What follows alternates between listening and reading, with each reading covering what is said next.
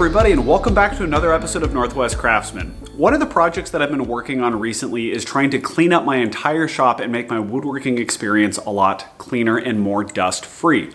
Part of this process is trying to improve dust collection at the source, which is really helpful when it comes to trying to keep dust down in the shop as a whole.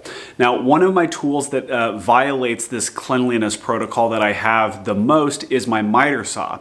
Now, it has a built-in dust collection port on the back, but as you can see here, it doesn't necessarily collect everything. I've got dust all over the top of my table, and don't get me wrong, the dust collection port does have a lot of dust. You can see here, without it being hooked up to the hose, how much dust actually comes flying through this thing, but I still get piles of dust all over the workbench itself. So today, I'm gonna be building a shroud to help not only contain the dust that comes through that dust collection hose, but also all of the dust that kind of comes off in an auxiliary fashion, and try to keep the dust in the shroud rather than coming out onto the table and out onto everything else. All right, let's get going.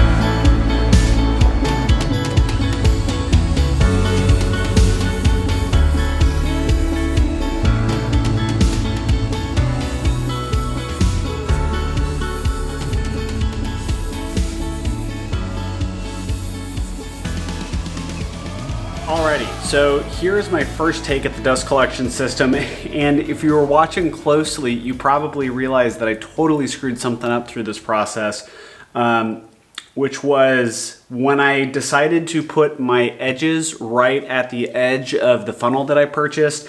It also means that now I can't go anywhere past 10 degrees on my miter. I guess I can go 16 degrees in this direction. But that's going to be a no-go because 45s are something I cut on a pretty regular basis. So yeah, overall on the concept, I think it's a win though. I think I'm just going to end up moving these to the outside. I really liked the way that the 1/4-inch panels just slid in there, but I'm going to need to go ahead and redo that. So I'll go ahead and keep these guys, but now they basically just need to move all the way out to the edge, and I may actually need to bump it out a little bit because the spacing I had done at the beginning in an effort to plan things out and totally spaced that as I got through the project, meant that I was going to be a little bit limited on my 60-degree cuts when I got to the edge because the dust port swung just outside the edge of the table that I have. But overall, I think the concept is good, and I'm going to just go ahead and make some improvements on it. But if you guys, well, realistically, I just give you guys an inside view on what happens when everything doesn't work out perfectly. So I hope you guys learned something from this, and if you have any questions about what I did or how I'm planning to fix it, go ahead and leave it in the comment section down below. I'd love to hear from you guys. And if you like the kind of content we produce here, which I don't know why you would at this point, given the fact that a lot of my videos I'm just screwing stuff up, but some of you like that, which is great. I really appreciate that. It's definitely a humbling experience to just continually screw things up and learn along the way. But good to have you guys along for the ride, and if you want to continue being along for the ride, would absolutely love a subscription to the channel so that you guys can see all the ways that I screw up and all the ways that I fix my screw ups. So thank you guys tons. I will see you next time, and next time you see this thing, it should have quite a few improvements to it so that it is both better at collecting dust and can actually use my miter saw for what a miter saw was intended for. So anyways, thank you guys tons. See you next time. Happy woodworking. Bye.